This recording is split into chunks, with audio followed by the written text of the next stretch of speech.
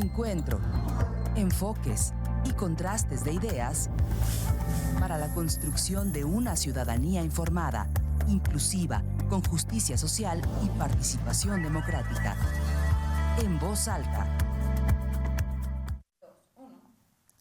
Hola, muy buenas noches, ¿cómo están? Como cada jueves les doy la bienvenida a su programa En Voz Alta. Esta noche vamos a hablar de un tema muy interesante. Para ello hemos invitado a un especialista en educación. Quiero agradecerle el que se haya hecho un espacio de sus actividades académicas a la doctora Mayra Araceli Nieves Chávez. La doctora María Araceli Nieves Chávez es docente de nuestra Facultad de Psicología y Educación en la Universidad Autónoma de Querétaro. Y también le quiero agradecer la presencia a nuestra estudiante de quinto semestre, Valeria Moisén Marrón. Ella es estudiante en Innovación y Gestión Educativa. Creo que dije mal tu apellido, es Morón. Morón, sí. Entonces, ella es estudiante de quinto semestre de la licenciatura en Innovación y Gestión Educativa. Y a las dos les quiero agradecer muchísimo que se abran un espacio en sus tiempos para compartir con la audiencia de En Voz Alta un tema que yo creo que puede ser formativo para nuestra audiencia. Regularmente en estos espacios, les platicaba, hablamos de temas de, digamos, de análisis político, de la realidad social, pero también creo que es importante que en un medio público como es el medio universitario, la televisión universitaria, hablemos desde la academia de procesos educativos. Yo creo que la educación en México pues está, digamos, alejada muchas veces de una realidad, ¿no? de una resolución de problemas sociales. Se supone que el deber ser de las instituciones educativas es que a través de la formación profesional, de la producción científica y de la gestión cultural, pues intervinamos en la sociedad, tengamos la posibilidad de transformar realidades sociales.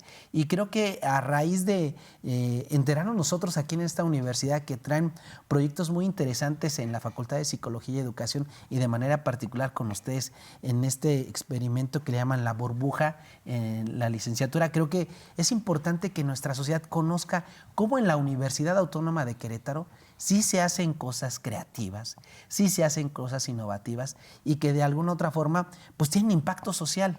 Y la verdad es que yo les quiero agradecer. Antes de entrar en materia, quiero platicarles que la doctora Mayra Araceli Nieves Chávez es licenciada en Sociología por esta universidad, pues por la Universidad Autónoma de Querétaro. Es maestra en Sociología de la Educación por el Instituto Michoacano de Ciencias de la Educación y es doctora en Educación y Desarrollo y Complejidad por el Centro Universitario de Michoacán. Tiene un postdoctorado en Innovación, Pedagogía y Educación por el Centro de Estudios de Investigaciones para el Desarrollo Docente. O sea que tenemos una especialista que sabe de lo que nos va a platicar esta noche y que desde luego pues seguramente a través de su visión, doctora, podríamos dar un panorama de cuáles serán los nuevos procesos, digamos, educativos que tienen como propósito formar a estas nuevas generaciones.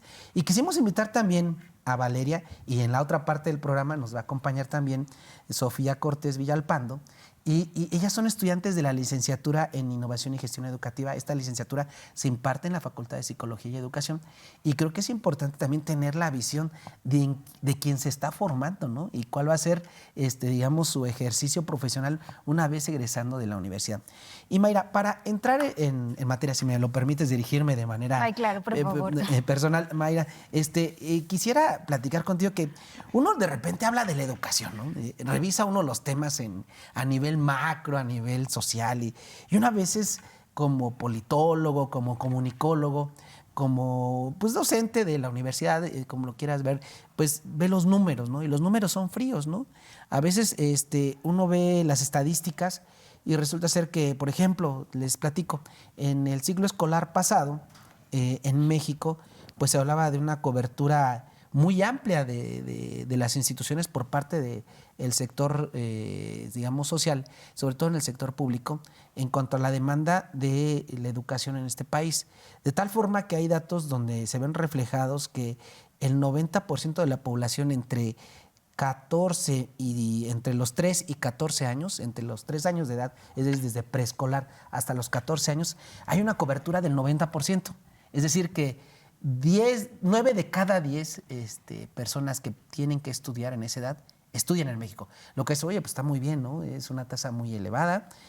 Hablamos de que el Estado mexicano está cumpliendo con esa función de educar, pero luego viene el tema de la educación superior, que son los jóvenes, digo, la educación media superior. Estaríamos hablando de preparatoria, que hablamos de jóvenes entre 15 y 17 años, pues se dice que la tasa de cobertura es del 81%. Es decir, 8 de cada 10 jóvenes que están en posibilidades de estudiar la prepa, la estudian, lo cual también es elevado en un país como México. El dato que viene para la reflexión es la cobertura a nivel superior, es decir, la educación en la universidad, ¿no? Ahí solo 4 de cada 10 personas que pueden estudiar entre 18 y 22 años tienen acceso a la universidad, o sea, estudian alguna carrera universitaria, ¿no? Los técnicos superiores, las normales, las licenciaturas. Entonces, es una tasa. Y con esos datos, doctora, quisiera empezar con usted. Pues bueno, ¿qué hacer? Porque ahorita también vamos a ver los datos de la deserción escolar. Y yo creo que estas nuevas formas de entender la educación y para qué educamos, doctora, y son los esfuerzos que son necesarios para decir, bueno, hay una tasa de cobertura muy buena, ¿no? en temas de educación básica y media superior. En el caso de las licenciaturas, en el caso de educación superior, la cobertura no es tan buena y tampoco la tasa de deserción. Se habla más o menos del 5%, es decir, de cada 100 estudiantes que entran a la universidad, 5 no terminan. Entonces, eso hay un porqué. Y uno redescubrir, doctora, que hay esfuerzos importantes como los que usted encabeza en la universidad para enamorar a los estudiantes, pues es muy loable. Entonces, yo quisiera primero, doctora, desde esta visión como académica, que nos platicaras qué significa educar. O sea, tú estudiaste estos temas a profundidad y desde luego también más allá de la función social, si nos pudieras compartir una conceptualización un poco, digamos, no técnica, pero sí, pues que podamos comprender por qué es importante educar y qué significa educar a nuestros y nuestras jóvenes.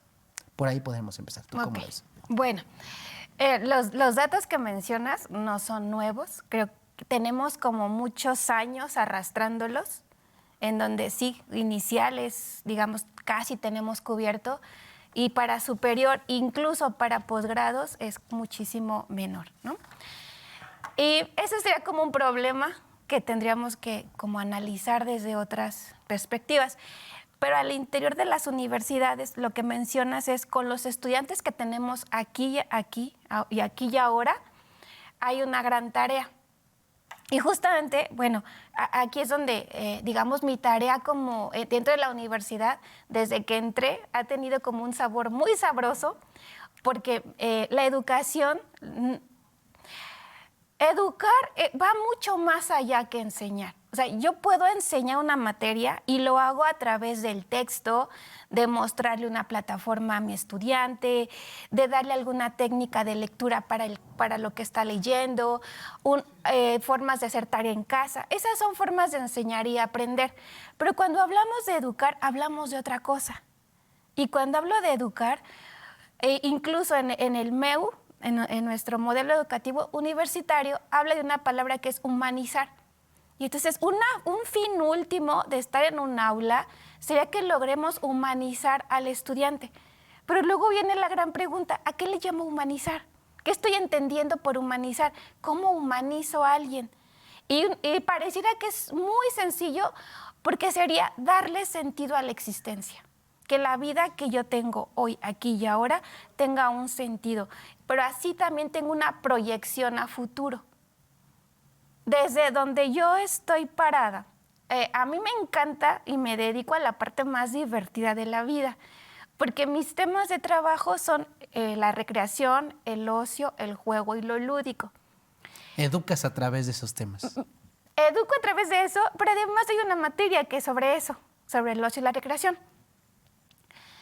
Y, digamos, una forma de humanizarnos sería es como regresar a esta esencia de lo que somos en realidad. Somos lúdicos por naturaleza. Digamos, hay una visión, la ciencia durante algún tiempo ha sido como muy parcelaria. O sea, es como sujeto con razón y pareciera que es el mundo de las ideas. ¿no? Y en digamos, en esta fragmentación solamente le dejamos a la infancia la parte imaginativa, locuaz, juguetona, inventiva, despreocupada por ciertas cosas de la vida, pero incluso la misma escuela lo hizo como la cronologizó. O sea, ¿dónde se juega? Digamos, ¿dónde está legalmente? El recreo, ¿no? La primaria. El kinder, guardería, kinder, jugar, ¿no? Es como el modelo educativo es el juego. Las primarias van siendo ya más, lo van relegando más. A lo mejor los primeros años cantan, brincan, pero para educar. Y no para educar, para enseñar psicomotricidad, ubicación espaciotemporal. Pero ya después de ciertos años en la primaria, también se va dejando al recreo. Y llegas a la secundaria y entonces ya eres grande. Ya como que ubícate, ¿no? Y más, aquí también impacta el género. Si somos niñas o somos niños, hay quien tienen aún más prolongada la infancia. Y si te fijas el concepto, fíjate, ahora que lo dices, no me había puesto a pensar, los que ya somos ancestros en esta vida, pues me acuerdo, ¿no? Estuvimos en la primaria, en el kinder, y pues sí, había recreo. Y luego ya entraste a la secundaria y se acabó el recreo, era receso. O sea, cambian conceptualmente, ¿no? Exacto. Pero es la misma escuela la que cronologiza. O sea, es que la escuela y en la prepa ya no había recesos. Por supuesto que no. Pasabas de una clase a otra. Y aquí, por ejemplo, ¿qué hace la escuela? Por un lado, cronologiza la vida, ¿no? O sea, hay etapa para jugar y etapa, incluso te dicen, haz la tarea porque esto es serio. El juego es como si no fuera serio, es del infante. Él no tiene seriedad en la vida, el adulto sí. Y conforme vas creciendo, te vas haciendo adulto. Pero ¿quién te enseña a ser adulto? La escuela. La sociedad. Y en la escuela, porque es lo que, digamos, la familia y la escuela es como las encargadas de formar al adulto. La universidad forma al profesional que va a reproducir la sociedad, los cuadros burocráticos. Y ciertos perfiles que requiere el mundo moderno para sostener la vida del trabajo, pero también la vida adulta. El universitario no es un adulto, es un joven. Y por lo tanto no tendría que asumir de entrada, no, y sí asume, porque le soltamos muchas responsabilidades pero pocos privilegios. No tiene autonomía, no tiene un ingreso, no puede decidir muchas cosas que un adulto sí. Pero la escuela lo enseña a ser adulto. Y esa forma de enseñarle a ser adulto es, le recorto el juego y la meto a la vida seria. Pero se nos olvida que los sujetos somos seres complejos.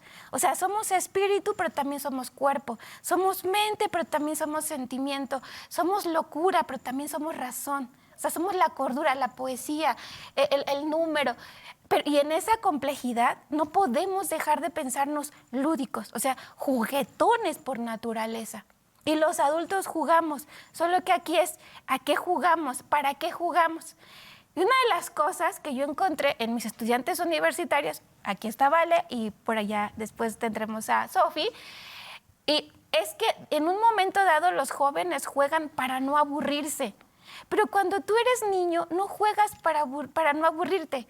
Juegas porque es la vida misma. Es descubrir el mundo. Es encontrarle un sentido y una sonrisa a todo.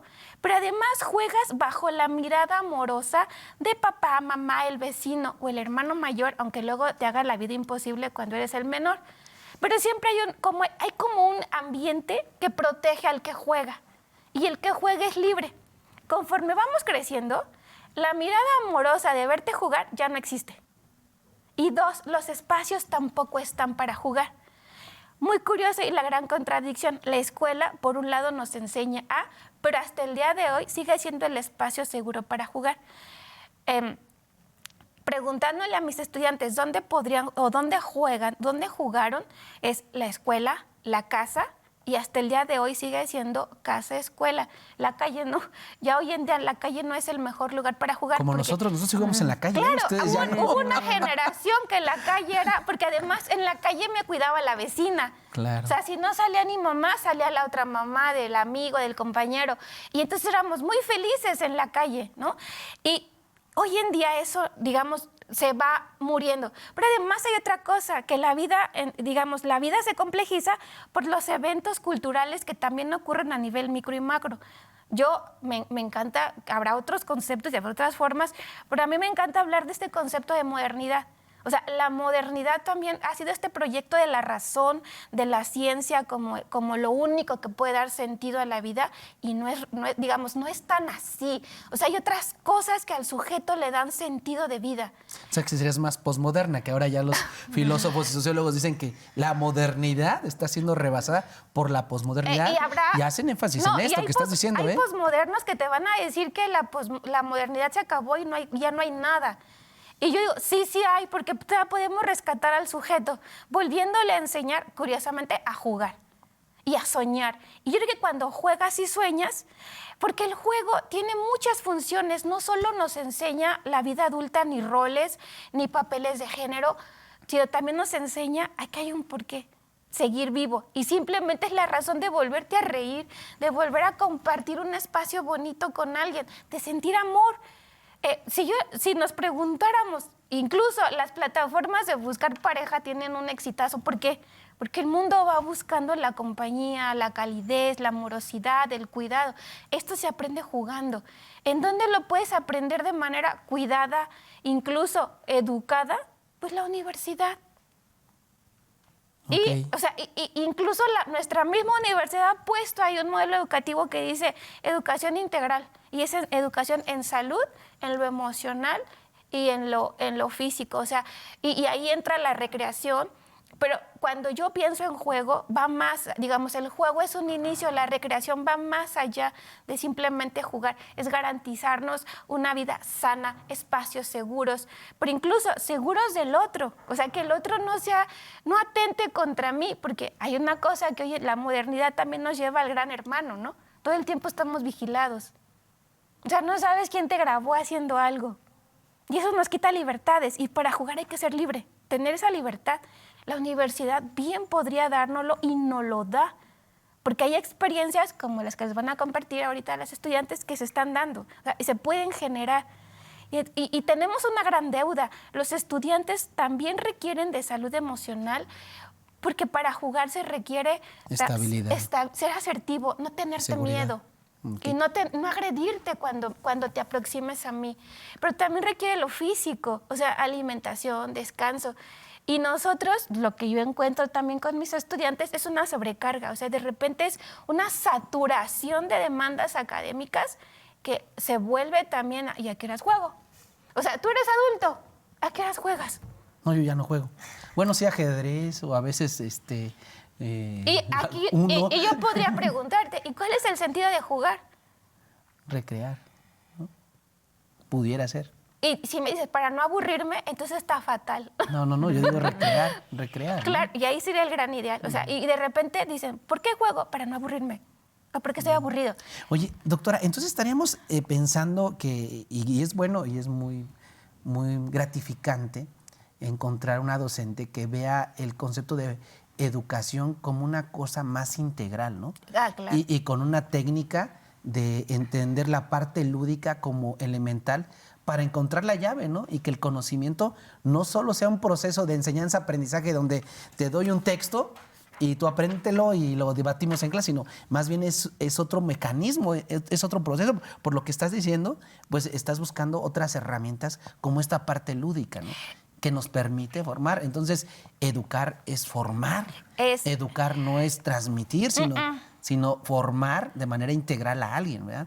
En una sociedad fragmentada, de una fragmentación social precisamente que tocabas en esta parte, pues yo creo que es importante una visión. Y qué bueno que en la Universidad Autónoma de Querétaro, de este país, México, pues tengamos docentes que vean la educación desde otra perspectiva.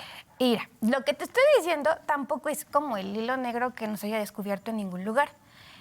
Muchas empresas juegan para que su trabajador sea más productivo. Google, ¿no? El clásico ejemplo que sacan de Google. Incluso muchos maestros hacemos la didáctica lúdica. Te voy a poner un juego para que aprendas matemáticas, ¿no? Y entonces hago una rebanada de pizza para aprender quebrados. Y ahí estamos jugando. Pero no nos engañemos, eso es un material didáctico. Aquí es que el juego es un derecho y está puesto en la Constitución. O sea, no es estar buscando algo que ni siquiera esté legislado. Incluso a los trabajadores te dicen, tu salario debe darte para la alimentación, vivienda, salud y recreación. Ya. Sí, o sea, no estamos como diciendo, ay, me estoy sacando algo que no existía y simplemente a ver qué sale. No, si yo juego de manera didáctica, estoy haciendo mi trabajo docente. Pero si yo genero espacios seguros de juego libre, te estoy garantizando un derecho. Oh. Y entonces, jugar para aprender es una cosa. Jugar para hacer es otra cosa.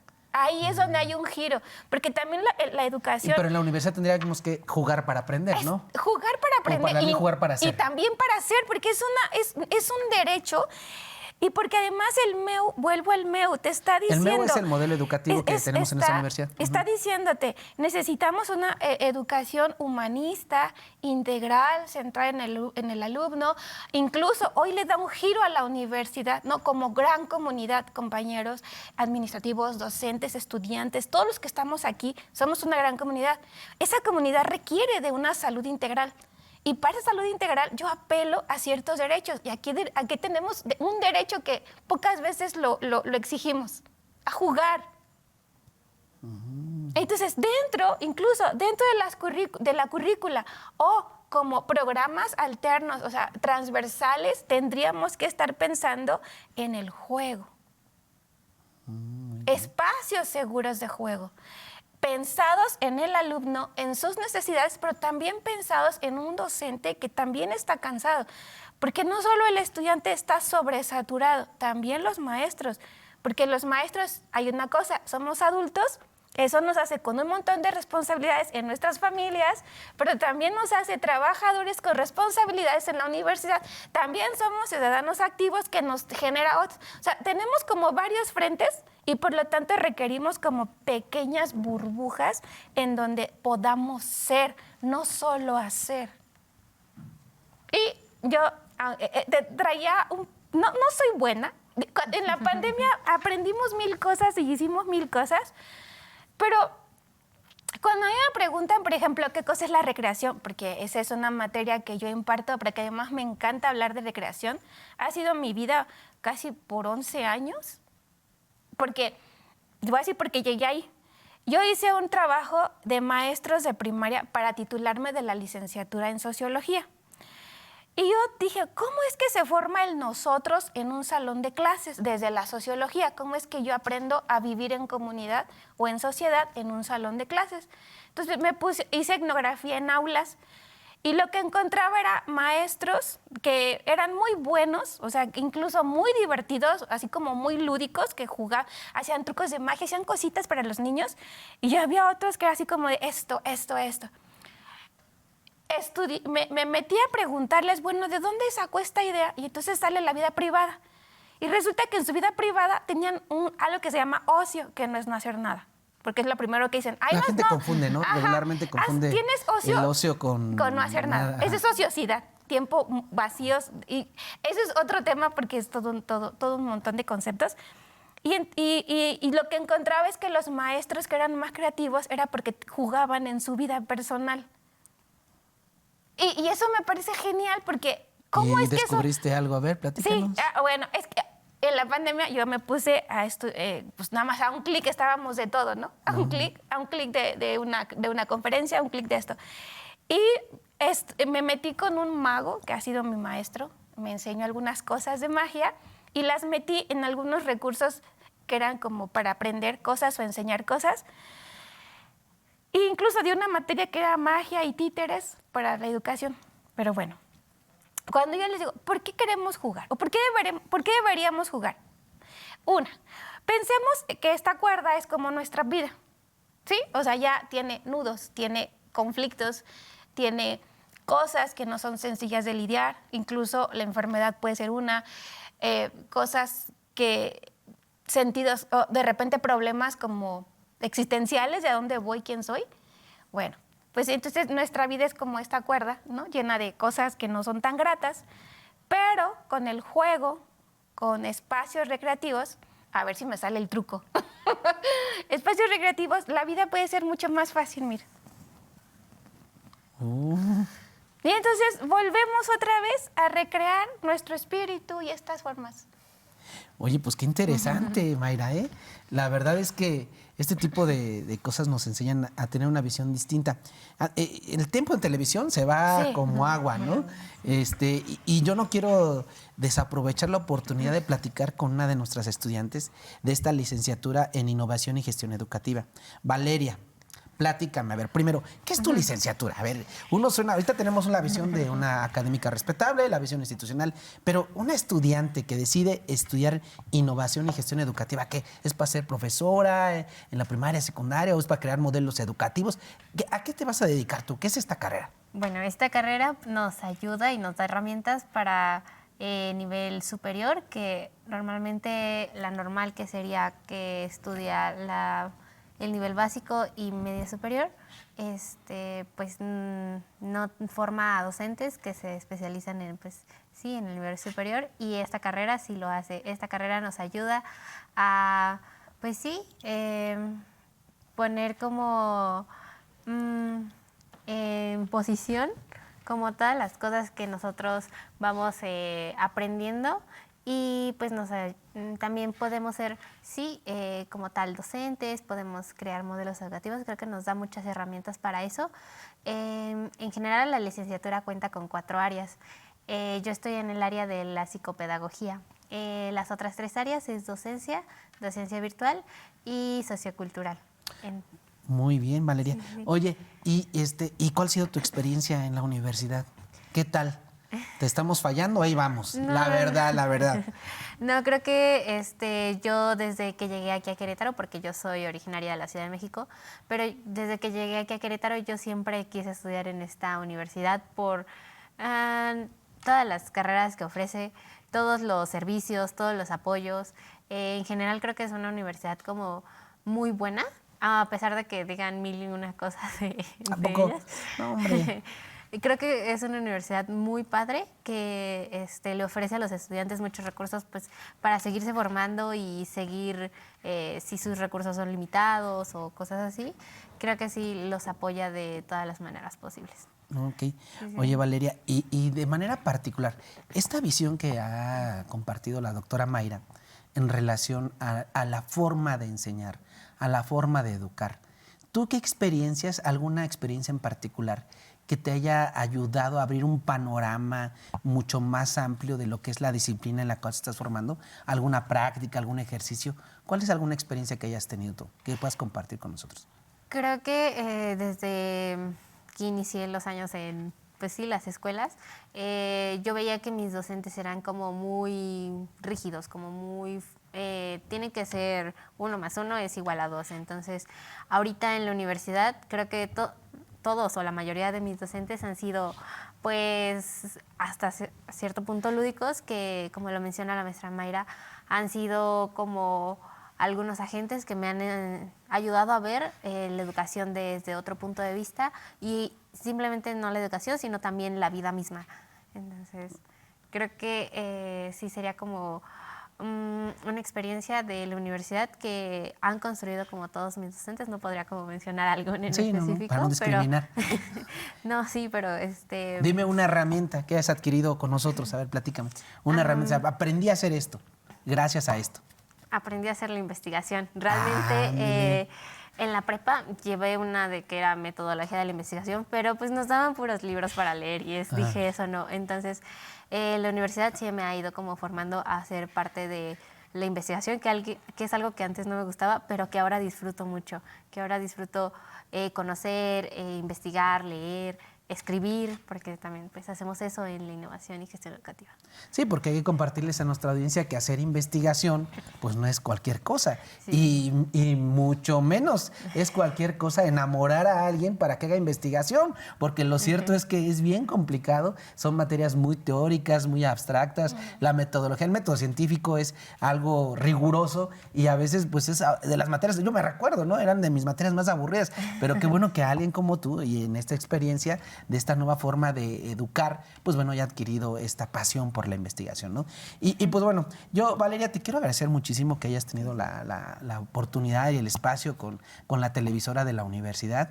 Esta es tu televisora, ojalá Muchas estés por acá más gracias. seguido. Sí, cuando me Y de inviten. verdad, pues desafortunadamente el tiempo en tele se va terminando, pero vamos a dar un espacio para invitar a otra compañera y desde luego pues decirte que aquí estamos y seguimos aquí platicando con la doctora Mayra. ¿Les parece bien? Ay, Vamos sí, a un corte y regresamos con ustedes. Los invitamos a que no se vaya, sigue la parte más emocionante. Regresamos. Buenas noches, les agradecemos continuar con nosotros. El día de hoy estamos abordando un tema de reflexión interesante sobre la educación y de manera particular abordando una perspectiva de educar desde una perspectiva lúdica, desde una perspectiva integral. Y bueno, quiero darle la bienvenida esta noche a Sofía Cortés Villalpando. ¿Lo dije bien? Sí, la dejo bien. Ah, muy bien. Ella es estudiante también de la licenciatura en Innovación y Gestión Educativa del 5º semestre de esta Universidad Autónoma de Querétaro en la Facultad de Psicología y Educación.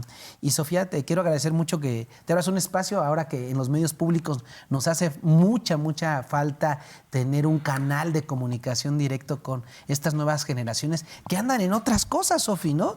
Parece que andan experimentando y de manera particular hasta en la educación, ¿no? Gracias a los esfuerzos que cabeza su profesora, la doctora Mayra, pues bueno, creo que andan experimentando ustedes en otras cosas. Y yo quisiera que esta noche le platicaras a la audiencia de En Voz Alta de TV UAC, ¿qué traen ahí experimentando con un proyecto que le llaman La Burbuja ahí en tu licenciatura? ¿De qué se trata eso?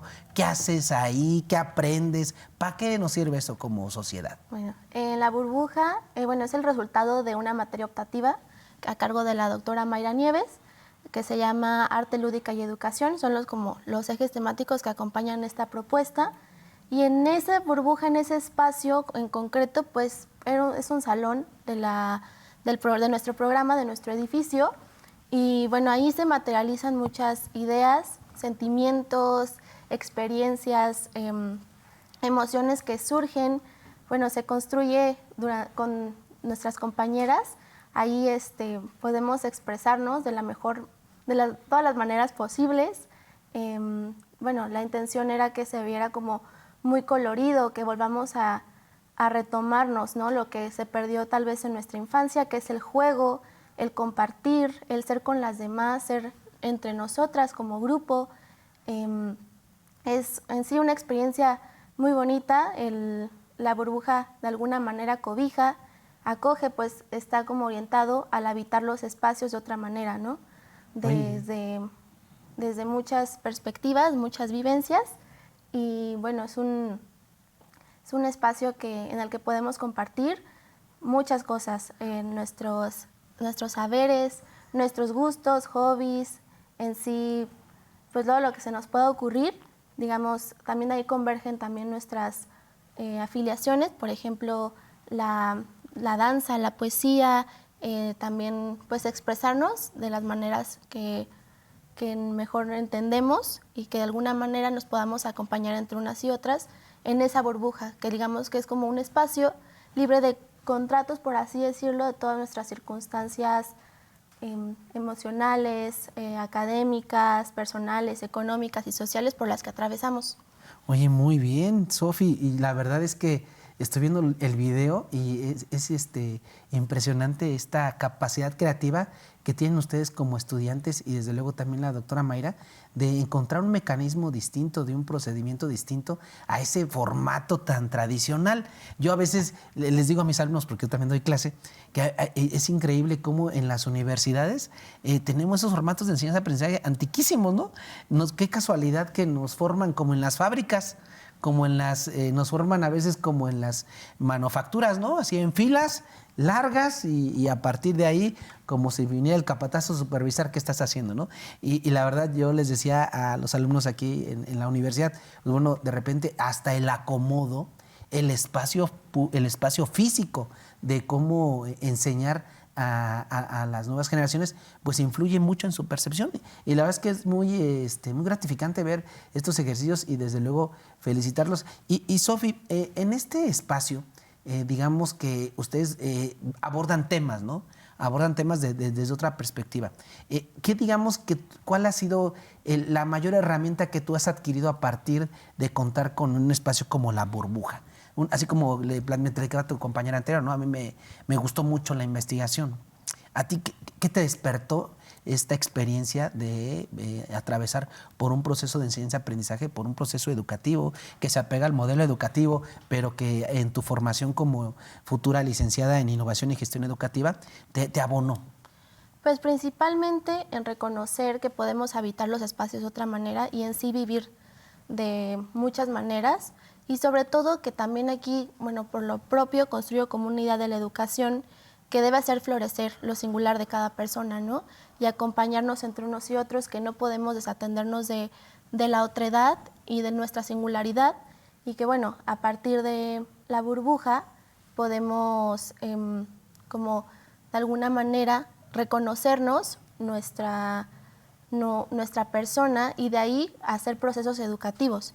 Por ejemplo, desde el arte, desde la poesía, la literatura, que hay muchas maneras de vivir la vida. El juego eso debería ser una de las principales, y que, bueno, podemos retomar en sí nuestra persona para ponerlo como en impronta a la educación, en nuestra integralidad también, en el cuidado de la misma, para que así también puedan surgir como procesos humanizantes desde nuestra formación y nuestra práctica educativa. Oye, pues qué interesante, Sofía. La verdad es que a veces el mundo de la adultocracia, el adultocentrismo, de alguna otra forma pecamos de arrogantes y pues hasta juzgamos, ¿no? Yo a veces platicaba con algunos colegas, pues a veces digo, ¿no estamos infantilizando a estas nuevas generaciones? O sea, decían, porque a veces son muy sensibles en algunas cosas y a veces les damos tratos como de infantiles, ¿no? Y uno a veces, que uno es ignorante, y el ver este tipo de ejercicios dices, pues bueno, no los estaremos infantilizando. Y cuando hay otra perspectiva sustentada científicamente y académicamente que dice, hey, pues no está peleado ser adulto con jugar. Nada tiene que ver con la cuestión infantil, ¿no? En el sentido de que, bueno, hay veces que uno observa que los estudiantes, ¿no? Yo les decía, soy profesor también, y me acuerdo mucho en una clase de hace poquito, me decía un estudiante, ustedes los adultos, y yo, tú no eres adulto, tienes más de 18, tienes 22. Entonces, como que hay este ambiente y esta polulación social que pareciera ser que sí les está estigmatizando, no solo desde la adultocracia, sino inclusive desde ustedes mismos como personas, pues, infantiles, ¿no? Entonces, más bien yo creo que este tipo de modelo lo que nos hace es enseñarnos que el juego no está peleado, y jugar no solamente es para los niños, ¿no? Y mucho menos jugar significa que no vas a aprender, sino lo contrario. Entonces, en ese sentido, pues felicitarlas. Y doctora, precisamente retomando estos temas, ¿cómo nació este proyecto de La Burbuja, doctora? ¿Cómo se le ocurrió? ¿Por qué poner en el centro de su proceso de enseñanza-aprendizaje La Burbuja?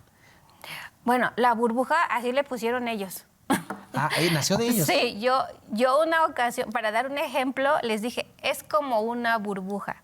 Pero voy a contar una parte y la otra, ahora sí. Prometo dejarle la otra parte. No, usted puede hacer eso como quiera, doctor. Porque, ¿de dónde nació la idea?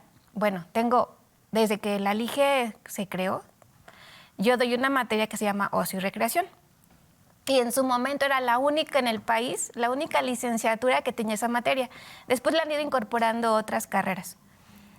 Y en esta materia lo que hacemos es como hablar qué cosa es el juego, para qué nos sirve jugar y para qué nos sirve la recreación. Y generalmente usamos el juego y la recreación como métodos de enseñanza-aprendizaje. Bueno, con este grupo y otro, porque son 2 generaciones las que están en este proyecto, lo que hicimos fue reconocer primero una necesidad. O sea, necesitamos un espacio distinto en la universidad. Y necesitamos un espacio distinto es tener un lugar a donde llegar y donde poder ser. Pero digamos como en esta libertad, en esta posibilidad de albergarnos desde el amor, desde la alegría y no desde el deber o desde la razón o desde la lectura de un texto. Y tuvimos un proceso, ¿verdad?, para poder habitar esa burbuja. Es un salón de clases con bancas y con pizarrón, sí, todo.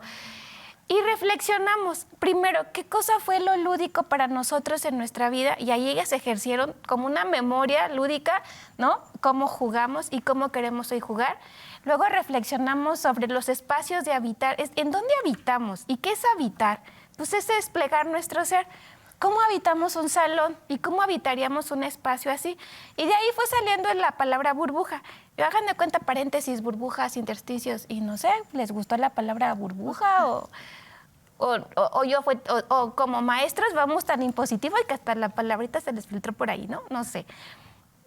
Luego exorcizamos el salón, o sea, sacamos todas las ideas de la razón. De hecho, en ese espacio jamás hablamos de teorías. La teoría la usamos para hablarla, incluso hasta para arreglar algún asuntito que, a ver, esto no fue muy humano esto, entonces vamos afuera, lo tratamos afuera y entramos a ese espacio con otra intención que fue jugar. Y aquí va otra cosa. Para evitarlo, hicimos una reflexión. ¿Qué necesitamos hoy en día? En teoría, la burbuja tenía más espacios creados, que me llevó a un concepto que se llama aula psicomotricidad.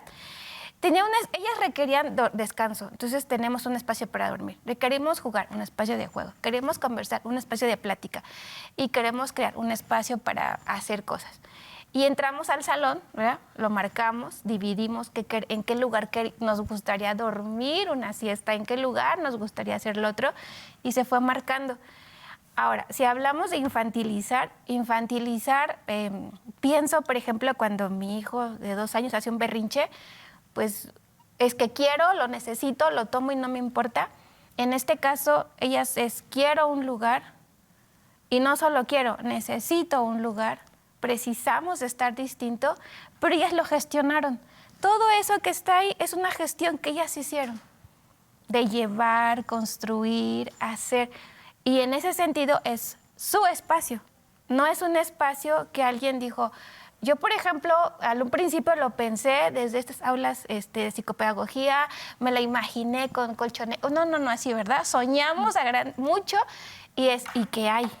¿Y qué recursos tenemos? ¿Con qué contamos?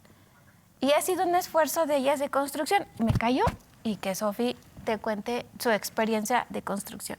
¿Cómo fue este proceso? ¿Es difícil? ¿Tuvieron el apoyo? ¿Qué les hace falta? Porque también la burocracia universitaria y las necesidades de la misma universidad a veces son complejas, Sofi, porque pues, si vas a destinar un espacio, lo vas a adaptar y solo lo van a usar ustedes 1 hora, pues también tenemos mucha demanda de espacios, ¿no? Entonces, ¿cómo han encontrado ese equilibrio entre la necesidad institucional, la necesidad de la sociedad? Porque ¿cuántos universitarios cuánta gente quisiera entrar a la universidad y no hay espacios, no hay salones?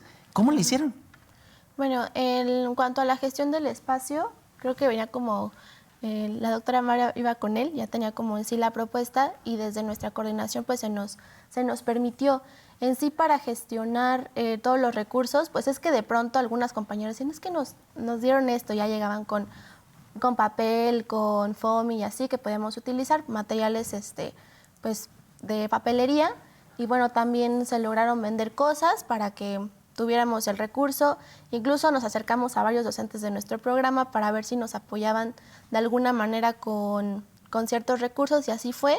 Fue un proyecto muy bien recibido para la coordinación en sí para el programa y también hemos invitado a varios de nuestros compañeros de otros semestres y pues uno se siente muy bien de recibirles, ¿no? Porque no es un espacio, ahora lo entendemos, no es exclusivo solamente de nosotras, sino que si lo vemos así, pues también nos podemos apoyar de los demás para compartirlo y para abrirnos a conocer a los demás, nuestros compañeros, en ese espacio que está pensado para ser habitado, para seguirlo construyendo desde el amor, la alegría, el conocimiento también y como uno de los pilares, pues ser de alguna manera y de todas las maneras posibles que podamos entretejer en ese espacio.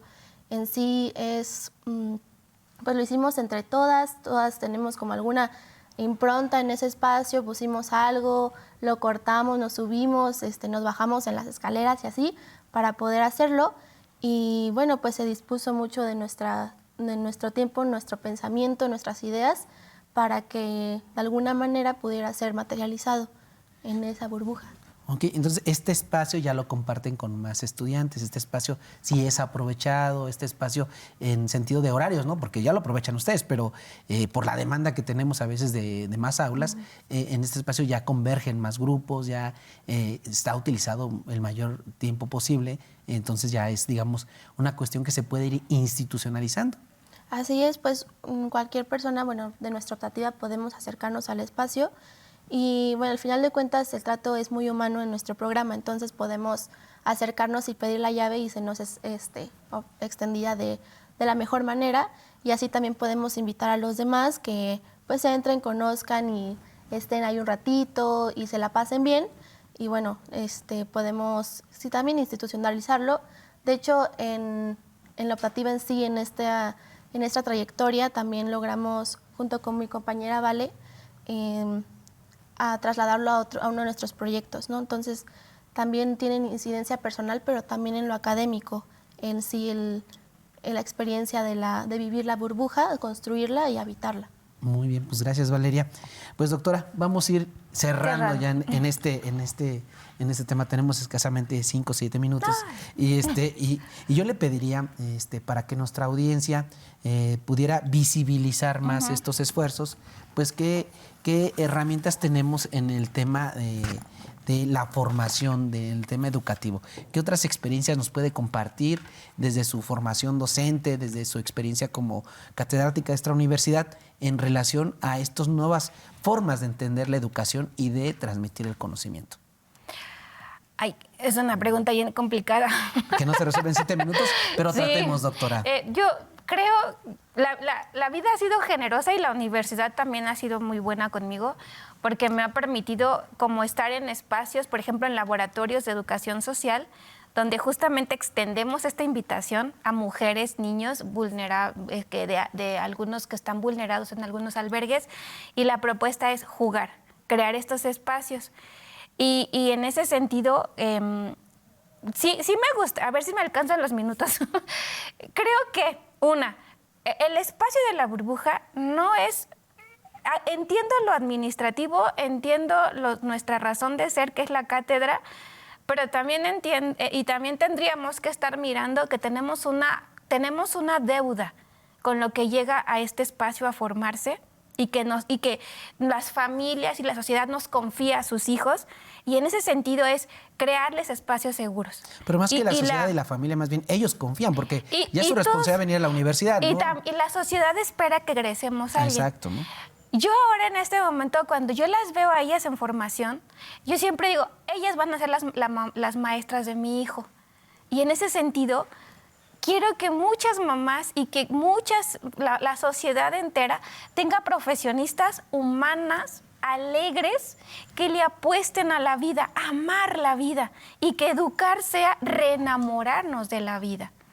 Y creo que una forma es, invitarnos, crear, y que apostemos también a lo lúdico como una forma no solo de enseñar, sino de estar.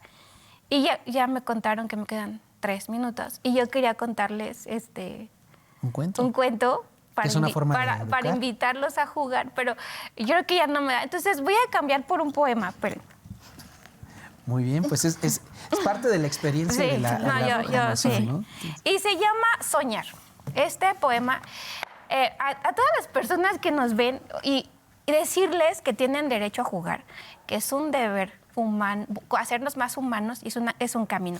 Y se llama Soñar. Y entonces dice, cerrar los ojos y ver un conejo tras la puerta, y en una calle desierta verse uno mismo correr. Dejar al sueño que elija el juego más ingenioso, ser pirata bondadoso, ser un trueno o lagartija, dar un salto y alzar el vuelo, sin almohada ni equipaje, despertar del largo viaje al tocar los pies al suelo. Soñar es ver los colores nunca antes imaginados, y en el cielo reflejados. El vuelo de ruiseñores. Y que así sea la vida, un eterno soñar y un siempre volar y un comenzar de nuevo, pero siempre en esta alegría de lo que nos da el juego.